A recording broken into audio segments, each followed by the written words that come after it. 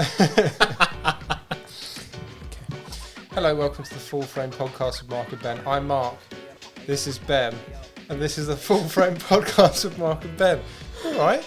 Yeah. Why are you laughing? You. What's funny? Nothing. What did I say? It's just my face. Yeah. Fair enough. Welcome back to another hot and sweaty episode of the Full Frame Podcast. If you stay tuned, we may have our shirts off by the end, so Yeah. something to look forward to. We're going to talk about a few things today. We're going to talk about photos of the month, obviously. Our book recommendations. I've also got some social media stuff to recommend that I sent you. But let's start with how things are going on YouTube. Yeah. How are things going? We just reached 900 subscribers. Yeah. It's a pretty cool milestone. Like, it feels like, so our last 100 took a month. So if this 100 takes a month, we'll be at 1,000 by the next podcast, maybe. If you subscribe now, that will go some way towards getting us towards 1,000. Yeah, which is definitely a huge milestone. It's 4 different numbers. Yeah. So, yeah. No plaque. No, you might get like a email or something. Yeah, they'd be sending a lot out if you got Everyone one got for 1,000, 1,000. Yeah, so You could just post AI slop and get 1,000 quite easily. we'd probably be on 100k if we did AI slot for 2.5 years straight. Would it be worth it? Would we feel as good and engaged with the people that are watching this? Oh no. What do you think the highlights have been of the YouTube so far? The photo walks. Yeah, I was going to say that. Definitely the photo walks. So we did our photo walk in July. We've got another one booked in November. So it's full up at the moment. Yeah, but I might add some more spaces closer to the time because people do drop, or people on the last one at least did drop out. There, you can go on a waiting list. So if I see, enable a waiting list. No, the waiting list is there, so you can go on it. Yeah, join the waiting list. So if I see enough people on the waiting list, I'll open up a couple more spaces. Cool. Okay. Well, it was good. So yeah, I think it's good to meet people and build a little bit of a community. Like we've got a WhatsApp group going. Yeah, it's quite people posting regular stuff about gear they've bought, photos they've taken. Yeah, that's really good. It's just quite easy to get engaged with it, and I really enjoy that. It's nice. But in terms of YouTube, we were going to talk about like how we plan our shoots, and how it all goes on. So we post every week, which I think is a big commitment. Yeah, and I think a lot of people wouldn't see that as worth it at a smaller size. Do you know what I mean? But I guess you have to look into the future really to see that the consistency should eventually reward. Well, yeah, I think we get to see that, like, because I think we're doing well, but I don't think our consistency has rewarded us yet. No, because you see some people which is mental, really. Yeah. How long has it been going? 2.5 years. 2 years from July. Just over 2, but like 2 years of very consistent. Yeah, we've missed like 3 weeks over 2 years. Yeah, we haven't missed a week in about 14 months. Yeah, so like actually, people saying like consistency is key to YouTube. Like, I think it is, but there's still luck in there because like 2 years of very good consistency has not actually got us that far. But I never like expect. I didn't think, we'll be at 10k in 2 years. I never thought that. I don't know. Like, I guess if you could look at a graph, like it's been kind of exponential because this time last year, what would we have been on? 200 or something. Yeah. Like by Christmas last year, we were at 400. So, So yeah, the first year we might have only got 200 subscribers, and the second year we got 500-600. Yeah, I think like in terms of posting every week. And like YouTube says, consistency is the thing. But I think there are certain games you need to play as well. So like you have to do sort of things that are a bit clickbaity to get people to watch. Yeah, there's certain videos I've got upcoming that I've started to write like what the title is going to be, what the thumbnail text is going to be. And I know that certain people will click on it. Yeah. And it might be not misleading, but like slightly like just twisted a little bit to get people to click on it. I mean, I think so you have to play those games. I think having the titles be like a little bit, not clickbait, but just like make you want to watch it is fine, as long as like you actually make the content good. Do you know what I mean? Because people won't care what the title says if they enjoy watching the video. Yeah. It's if you make a shit video and it's got a clickbaity title, people are going to be like, oh, I clicked on this thinking it was, you know, whatever. So, and I think we tried to do that, because we don't just like put out a video for no reason. Like, we try and think, why would someone want to watch this? You know, or what value are people going to get from watching this? Then the thumbnails and titles are just gaming the algorithm. Like, it's almost irrelevant to like what the person thinks, you know. So like, as long as we make a good video and the end user like enjoys it, that's the main thing, isn't it, really? And in terms of like us making the videos, we've got into a bit of a rhythm recently, where we're meeting up like probably once a month and shooting multiple videos over the day. Yeah. So at the weekend we shot 4 videos, 3 definitely, but potentially 1 more. Yeah, 3, and then maybe like the start of a bigger, longer project. Yeah. Which I've wanted to do a longer project for a while, because we've done quite well churning out like a video every week, but like we've done quite well to make one video from like one sitting, or like one studio session and one in the field. Yeah. Whereas like it's been a while. I've been thinking for a while, I've wanted to do something that like takes longer to do, you know, because I think the effort shows in the video. Yeah. So that one should be good.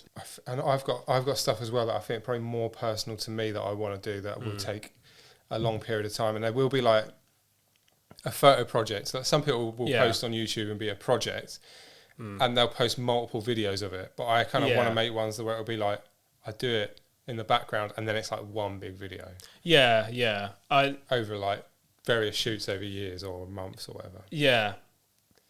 And I think some projects, like, you can't realistically film like every stage of it if you plan to spend a couple years gathering the photos and you don't really like have a plan where you're going to get those photos. Like, I want to do a street photography thing, but it's kind of like, I don't know when I'm going to shoot these street photos, if you know what I mean. So it's like, I wouldn't be able to film every like step of that, but like there could be a final one to kind of showcase it. And ideas, we've had that spreadsheet for ages, haven't we, where we just kind of chuck ideas in. And we were talking to Jamie about this, how we don't really like sit down and try and think of ideas anymore. I think we did that maybe once at the start, and that was when it was fresh, so we did actually come up with stuff, but then we've not really done that since, because we kind of just chuck stuff in as and when, don't we? And stuff will come up, like Rich bought the washi film, so it's like, oh yeah, that's a video. Yeah, that's what I mean. So we don't sit down and try and force an idea out of our heads. We definitely let it come natural to us, but the key is to write it down, because we have like so many ideas in there, we will not run out. We've got so basically we've got a spreadsheet that goes from now, we're recording this, is the 12th of August. This will go out on the Sunday. And we've got until the end of December, so 28th of December, every Sunday a video goes out. And either it's partially shot, so we've shot all of the footage like out on location. Yeah. Or we've shot some of that footage, or we know when we're going to shoot it. Yeah, yeah. So there's some studio stuff in there where it'll be like podcast ones or camera reviews that are in the diary, and we'll know we'll shoot it sort of nearer the time. Or we've shot, or like we know we're going to shoot it, like we've got one coming up in Highgate Cemetery where we want to shoot. Yeah. We've done nothing for films. That, but we've got know it's in the everything diary. Like nailed down. Yeah. Yeah. So from now, and like last weekend, I think we had 3 or 4 videos planned. I think we managed to do 3. Yeah. Or I wouldn't say 3 or 4 videos. I'd say we had 3 or 4 ideas, depending on time. We wanted to do Harm and Phoenix. We didn't manage to squeeze that in, but knackered by the end of the day. Yeah, it was worth like Saturday. Yeah, I'm not disappointed that we didn't get to do that, because everything we totally made the most of that day. So that was good. So we've got another one coming up in September where we'll go out and we'll shoot. I think we've got 4 ideas. Yeah, and we'll go and do that. Another thing I think we want to do as well is get more guests on. Oh yeah, we do need more podcast guests, because like we kind of set out at the start to try and constantly climb up, kind of get more high profile guests each time. And I think the reason we got stuck with Harry is because like it's kind of hard to get higher than that when we were only 900 subscribers. So I think we do need to just kind of have more realistic expectations, because you can still have interesting people on that aren't bloody famous. Do you know what I mean? So I think there's plenty of people in our like circle that we could have on now. I think we just need to like get the dates in and just go for it. So we've got a potential podcast guest in October. But another way I think we got Jamie on coming up with the Leicas. We borrowed some Leicas off Jamie from Jamie and the Jam. Yeah. That's a video upcoming. I think that's going to be a good video. Yeah. And then we'll probably do something where he comes down our way, podcast, and then maybe a day out shooting as well. I think, and I put this in the calendar for when we're in London. This is going to be like a pilot for when we do stuff. So like, it's like 1 hour in London and one roll of film. Oh, right, yeah. So it'll be me and you. But do we go off on our own separately? I think we can do it together. Or you film me. I think it's together. Okay, yeah. But then I think we could do that either in London or in other cities where it's like 1 hour, one roll of film. Yeah, just to showcase the city almost. With a guest. Each one. Oh, with a guest. Yeah. And it can be like, they don't have to have a YouTube channel even. They're just a film photographer. Why do they get into film photography? Or why do they get into photography? What kind of stuff do they like shooting? It's kind of like Paulie B's walkie-talkie, but not just New York. No, it's just whatever city we find ourselves in. Yeah. So like we go around with work. We haven't really this year because nothing's really been going around with work. No. But like we have been previously gone around doing stuff with work. So like if we find ourselves in York, Bristol, Cardiff, Edinburgh, Newcastle, whatever, we can do that. Where it's like 1 hour in a city. And if we know someone who's there, get them in. And just like, doesn't have to be a prominent like photographer. It could just be a fan, like a subscriber or something. And I think the way we meet these photographers is where we go on to our next thing I've written down. At the weekend, we recorded a protest. Oh, right, yeah. And there was bloody loads of photographers. Loads of them, yeah. So I think next time we're going to do a protest video. This is going to be our larger project. Next time we're at a protest, there's going to be photographers there. So I think we talk to the photographers there. Yeah. And just get some details from them and say like, if you want to meet up and be in like a video, whatever. Yeah, that'd be great. Good. I think especially if we spot any film. Yeah, well, they would do it with us. Camera. Yeah. But if we see anyone with film cameras, we 100% need to be like, look, we've got a film YouTube channel. Do you want to come on it? Blah blah blah. Yeah, I'm pretty sure. Cool. From the film, the photo walk does it because he was following certain protest groups. Okay. What, you reckon he was there? He followed the group that we found out about the protest from. But do you think he was there? Or potentially. We did meet someone who was in the background of our photo walk. Oh, yeah. He commented saying, there's me in the background. Yeah, and then he was at the protest. Yeah, that was really cool, actually. So I think next time we do a protest for our protest video is a good opportunity to just connect with our photographers. Yeah, because it's cool. like flies round shit, aren't they, at a protest? Yeah. I mean, it is a bit of a like gold mine, you know. There's loads of opportunities. Is that why you wanted to shoot a protest? What? Because there's loads of opportunities. Yeah. Well, yeah, and it's just like, it's like easy street photography. Everyone comes to it. It is street photography on easy mode. Like, no one's going to bat an eye, really. No. Everyone just thinks you're press, so... Well, like I was going to say this a minute ago, but like people thought you were press because you had your F6. Yeah. I have my Canon Short A1, which looks like a toy camera. Well, yeah, there's that. So people kind of looking at me kind of going, what the fuck's he doing there? Yeah, that's fair enough. But, good camera. It is a good camera, yeah. But it performs very well. I've just bought a little point and shoot. Have you? What'd you get? I'll talk about it when I get to my book, because it has a link. Oh, that's something to look forward to. Yeah. So are there any other lessons from protest photography? I think you really need to get stuck in.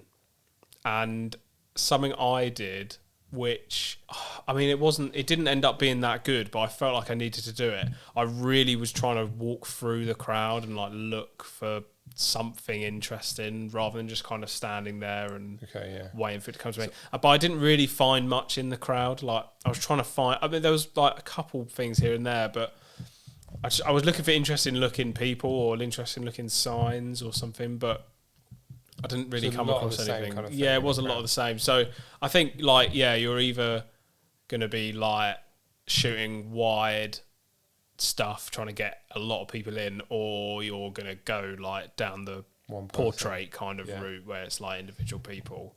And I probably got more of that because I had a 50mm really, but so I learned some lessons from this. Go on. So the big one was when, like you mentioned just then, going through the crowd, we should have shared our location to each other. Because I was just like, I'm going to follow you because I wasn't going to lose you. Oh, okay, yeah. So we should have shared our location and then just like, or like arranged, we'll meet there after. Yeah, I think you could. So that was a big lesson. Well, that's if you're doing it with someone, I guess if you're on your own. So it's just for us, I think that. Yeah. Second one, we got there early, which I think was a good idea. Yeah. And then we found like a little side street, which I thought was very interesting. Yeah. Because it was a side street that the police had kind of commandeered. Yeah. To like put all the people they were arresting down there. Yeah, like a processing unit. Yeah. They were bringing people in from vans, like, and just taking them down. I think what that says is maybe the opposite of what I've said, but it's also true, is it's worth standing in one spot and observing for a little while if you've got the time, if you're not going to miss anything, which we did. That's because we got there early. We kind of shot everything kind of that caught our eye because it was quiet at that point. I remember exactly. It was hot. I was like, let's get in this shade. Yeah. And we stood there for a bit and literally everything just happened around us. Yeah. Police came over and started chatting to us. Yeah. And we were just talking about the cameras really, weren't we? Yeah, and we still didn't really know what the police bit was at that point. And it wasn't until the meat wagons came in. Yeah.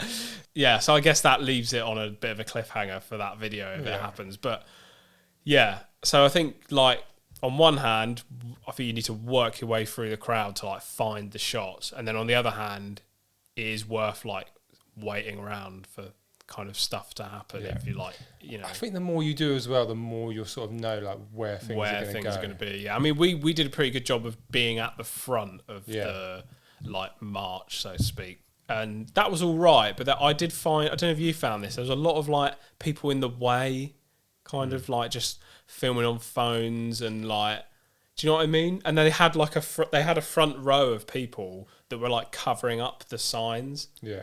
And I wanted to kind of get the signs, but I think one of the things I had to worry about more than you did, or you didn't have to worry about at all, was because I was videoing it and photographing it. Yeah.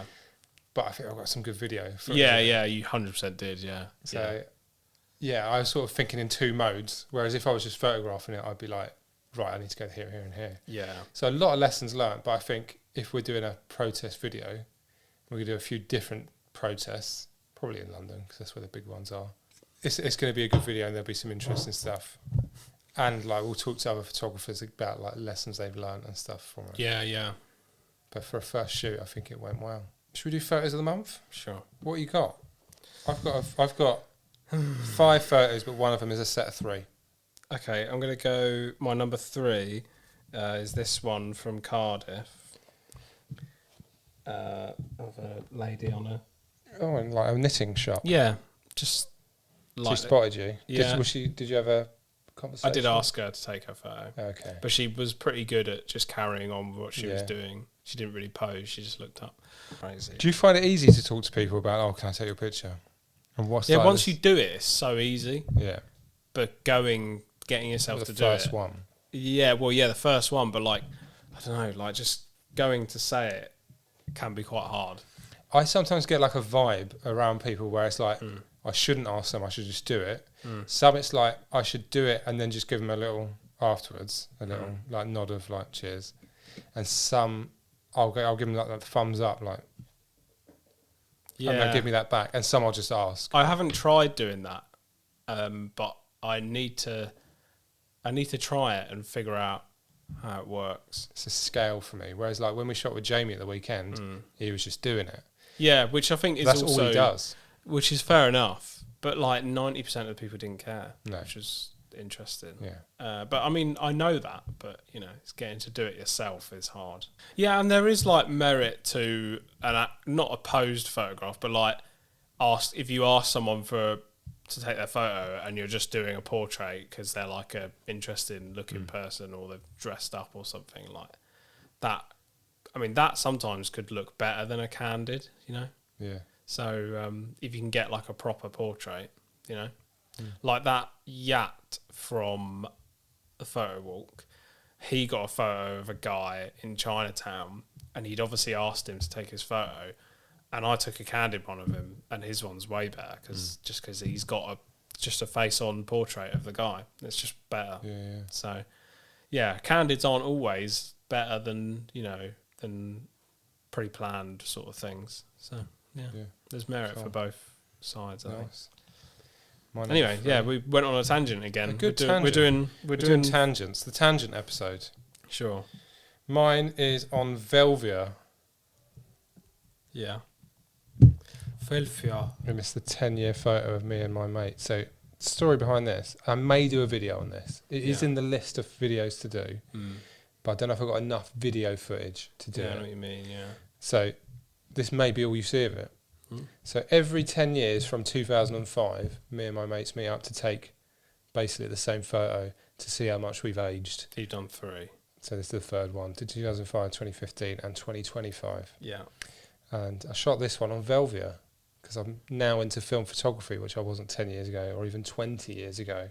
This will be an amazing project in like 60 years time. Yeah, well, hopefully they don't start dropping dead, so we'll see. Well, that would be... That would actually make it quite... Yeah, probably. Well, yeah, if you die, they probably won't bother doing it.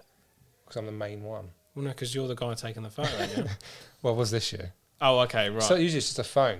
They'll probably still do it. Yeah, fair enough, yeah. I think I would still do it if one of them died. And yeah. Like where my arm is, I'll show you, but like where my arm is, like there. If one of them died that my arm is on, I'd still put my arm there. Yeah. As if they are now missing. Yeah. I think it's a good photo. The colours are nice. Yeah. I would shoot it again if it wasn't £30 a roll and very rare. Yeah. But yeah, it was a nice way to save that film for that because I've had that a little while. So I was kind of saving it for that. Bubble Man I shot on as well. So, what's your 2, Ben? My 2 is my friend George being blown in the face with a leaf blower. Nice. I don't know why. It's a good photo. It. Yeah, it's just like, it just makes you laugh when you look at it. I really want to crop it like that. I think that will look better. So I'm going to rescan it probably. Why do you have a leaf blower? It was at the skate park, and I think someone had it to like dry up or something, or blow leaves. Yeah, maybe. Yeah, summer. That is what it's for. Leaf blower. Okay, good photo. Yeah, just fun. A nice portrait of something you wouldn't normally see.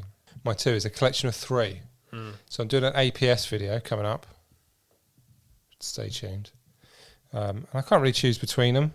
Yeah, first one is Big Ben. Stop, hell is real, don't go there, repent and accept Jesus, take baptism, go with Jesus to heaven, get ready to meet Jesus. Well, something we can all live by, I think. Yeah.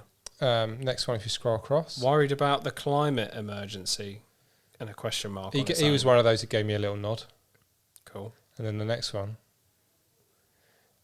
Subway Fucking guy. hell, that looks like Tony Iommi. Who? Tony Iommi from Black Sabbath. Yeah, he's still in Subway now. Fucking hell, yeah. Jesus.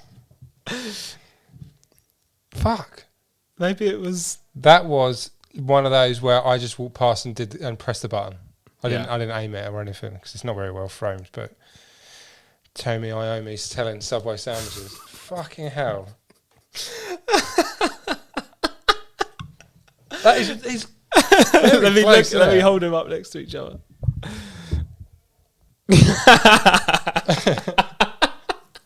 I'll do it on the screen. Mad. Oh my god, it's so funny. Westminster Bridge.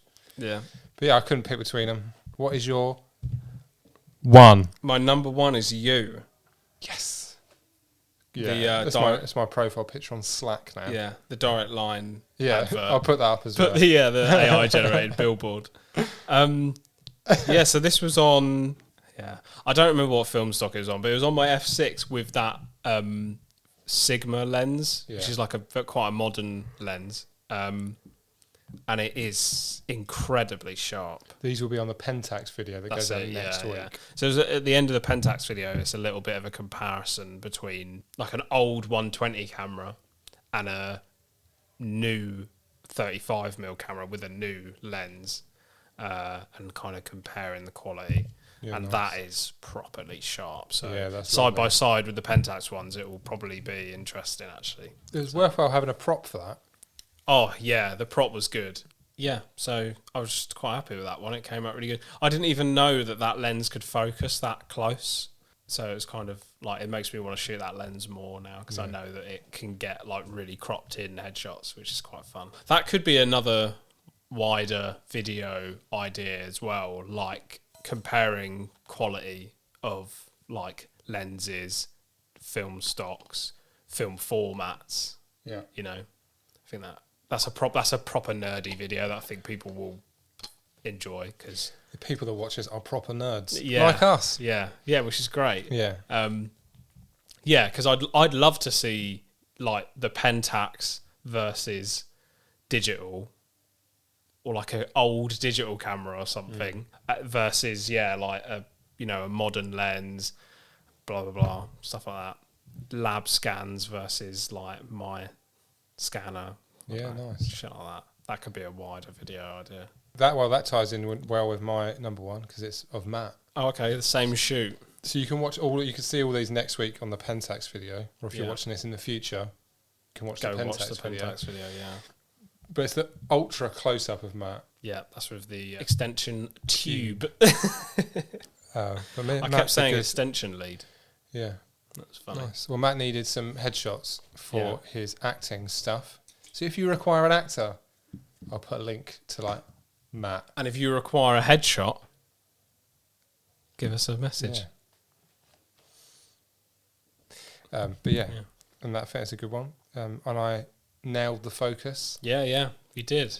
Isn't that amazing? Like, I would say that's a harder situation to focus than, like, say, the FE. But I don't know, maybe the big viewfinder helps. Yeah, I just felt it worked really well for me. Yeah. Like, I just thought it just made sense. Yeah. Did you find that just having a clear focusing screen helps? Because, like, I actually find on, like, the FE and stuff, the split screen actually is more distracting. Yeah. And I've gotten it wrong, like, whereas if I can see, if I can just see it, it's in focus. Exactly. Whereas if it's like, it's not quite lined up. Yeah, it's a bit like, I'm not 100%. Like with the Leica stuff, I mean, that's I'm not sure if I got that in focus. That's a different ball game. But like, we'll find out. But yeah, I actually love the Pentax that it has nothing on the focusing screen. You are just looking at the picture and deciding if is it sharp. Yes, take the photo. Yeah. So I actually find it easier to focus that, which is funny because like all these focusing screens with different light, split prism things, light confusing. Yeah, actually doesn't help me. So yeah. Yeah, well, those photos will be out next week. Yeah. The Pentax stuff. Nice. You've got a photo book, and he knew who you were. Yes. So my photo book, oh shit, just dented it. Ruined it. I'll just forget it. No. My photo book of the month is Lead by Example, or as Mark was saying, Led by Example. The popular music person. Yeah. So this is a photo zine to kind of accompany another BMX video, which is a common theme for me. And it's basically just photos from like all the trips that they did to film for the BMX video. So there's several photographers that took part in it, but Jordan Godwin, who I bought this from in person, kind of like led the design of the book. Just a nice, simple book, really good photos in it. I like a book that's not massive as well. Yeah. But it's just also, it's cool to have watched the video and then have like a load of photos. The main photo they use through a lot of their like socials for this, to like the photo they've used to like promote the video. Let me find it. It's by Felix. This is like the main photo that they're kind of like using to promote the video, like on socials and stuff. And I was watching the edit the other day, and I just noticed this clip, like as it was happening. I just noticed like Felix in the background, like on the floor taking the picture. I was like, oh, that's how he got that shot. Do you think you like these because they're BMX related or because they're good photographs? Both. So if they were like something else, like rock climbing, would you be interested in those? I would. Well, I don't know. Let me ask you. Do you think they're like good photos, even though you don't know anything about BMX? Yeah, they're interesting, but I wouldn't buy it because I'm not into BMX stuff. No. Yeah. I think you probably would have to be into BMX to want it, but because I guess you don't get videos to accompany books that often, do you? Like photo book wise, I think that's quite a cool aspect of it. If like all photographers did that. And Jordan comes up a lot on the Full Frame podcast because of you. A bit, yeah. Well, yeah, actually, yeah. I've had 3 of his photo books, so nice. On the podcast, yeah. Cool. Mine isn't a photo book. Oh, go on. And I saw him a few weeks ago at the Rife Jam in Cardiff, which is a jam that he organised, BMX jam, and he had a little film camera, an Olympus a Trip AF, which you might remember is what Charlie started with, and I've bought one. Nice. Because I really liked it. Cool. And they were really cheap and just small and like simple. Yeah. So nice. Let's see how I get on, because I don't have a good track. You usually break them or lose them or don't like them. Yeah. So cool. My recommendation isn't a photo book, but it's more of, I saw this post on Instagram and sent it to you. Okay. And it is the photographer Bogdan Gerbovan, who's Romanian. Good pronunciation, I assume. Bogdan, if you're watching, he's on Instagram. Let us know. I've just followed Bogdan. Let us know how you did pronounce it. I think I did all right. Yeah. I'm basing it on like similar names of footballers. So these are of the photographs of basically he went into a block of flats and went down the levels or up the levels. Yeah, yeah. And got the same shot in every flat to see the differences in every apartment. And I think it's just quite fascinating to see like the same space essentially, but it's different people's lives and the touches they've put on it. These are the projects where it's only amazing as it is because of the collection of photos. Yeah. But individually they are good, actually, to be fair. But they're like so much more interesting as a collective, aren't they? Yeah. Really interesting to look at.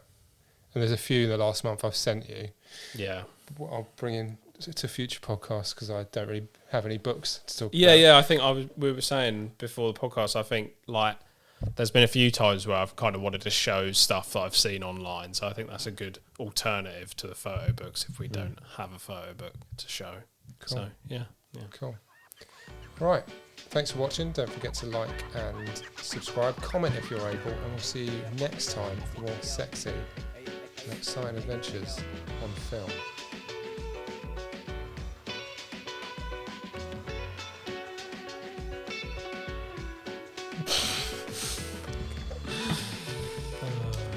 How sweaty do I look on a scale of 1 so to 10? Sweaty. Really? So sweaty. That's not that It's bad. 31 degrees outside. Is it? Yeah, and I put the heating on.